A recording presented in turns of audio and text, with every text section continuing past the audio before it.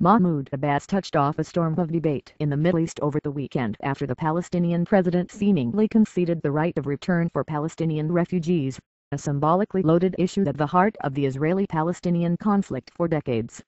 In an interview with Israel's Channel 2 News, Mr. Abbas said that although he is a refugee hailing from the Israeli town of Safed, he plans to remain in the West Bank rather than lay claim to his boyhood home as part of a peace deal. "It's my right to see it, but not to live there," he said in English in a one-on-one interview. "I am a refugee, but I am living in Ramallah, and this is Palestine. I believe the West Bank and Gaza is Palestine, and the other parts are Israel." Both Israeli and Palestinian observers saw the remark as breaking with a demand that refugees be allowed back into homes from before the 1948 founding of the Jewish state, an issue negotiators have tried to resolve behind closed doors but never has been discussed in the open among the Palestinians because it is a taboo.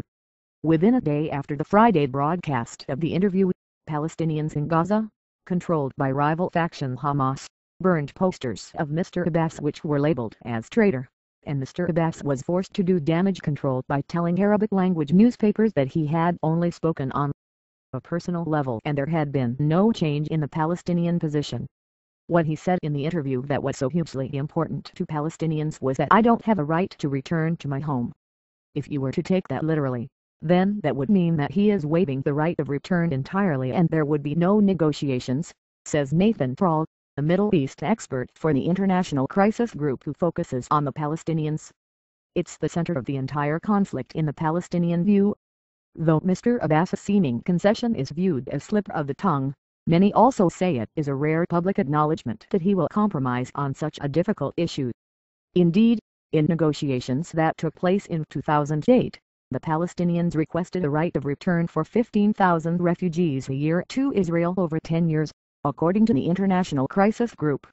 In 2001, negotiators discussed giving Palestinians monetary compensation and the option to refugees abroad of moving to the Palestinian state in the West Bank and Gaza.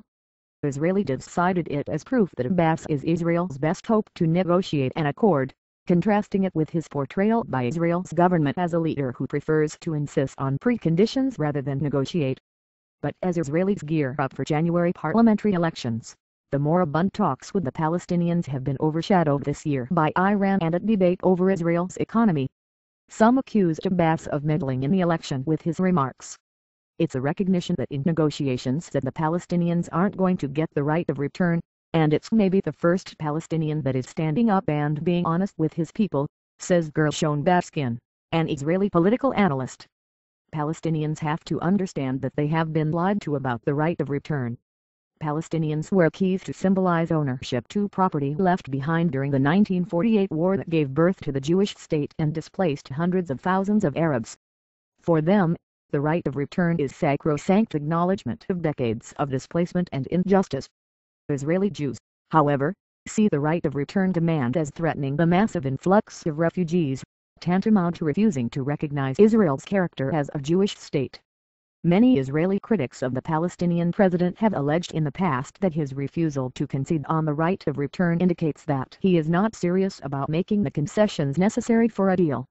But Ghassan Khattak, a professor at Birzeit University and a former spokesman for the Palestinian government, says that the sides have discussed a solution to the right of return by granting the Palestinians several forms of compensation that would ultimately limit the number of refugees repatriated to Israel proper. Mr. Abbas' mistake is that he conceded the principle without any quid pro quo before the start of negotiations. Giving up the right of return, or any indication in that direction, is provocative, he says. It's an unwelcome gesture,